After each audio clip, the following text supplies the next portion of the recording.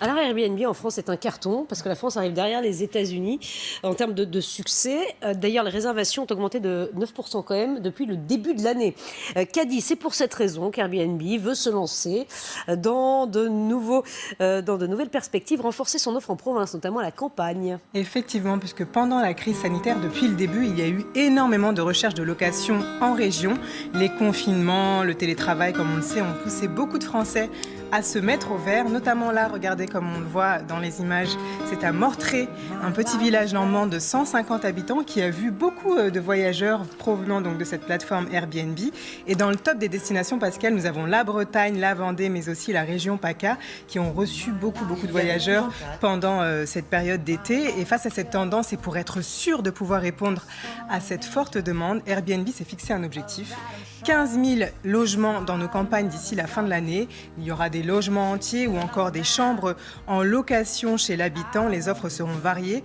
Et dans les campagnes, notamment donc à Mortré, les commerçants nous confient au micro de Guillaume Torel que l'arrivée de ces nouveaux touristes est à coup sûr une bonne opportunité. Ça change d'habitude, on voit plusieurs personnes. Moi je dirais pour les petites villes, ça c'est bien. J'habite en face d'un Airbnb.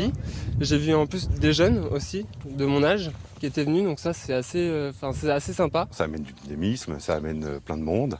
On n'a pas de commerce ici, donc c'est pour les commerces aux alentours que ça profite. Mais de voir des gens nouveaux et pourquoi pas peut-être s'installer. Il y a des maisons à vendre dans le village, par exemple. Donc 15 000 logements pour fin 2021, c'est l'ambition d'Airbnb.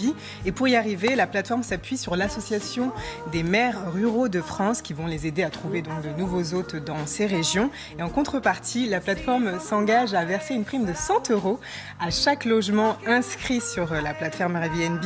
Et donc cela permettra donc de vraiment atteindre cet objectif. Et autre information, les hôtes qui joueront le jeu pourront bénéficier d'une petite formation, Pascal, pour les accompagner donc dans cette nouvelle démarche d'accueillir des voyageurs qui peuvent venir du monde. Voilà, des touristes qui viennent passer un week-end ou les citadins qui n'en peuvent plus, qui veulent aller au vert. Il y a les gîtes de France aussi qui sont très présents. Ah oui, alors ça existe déjà. Ah, bah oui.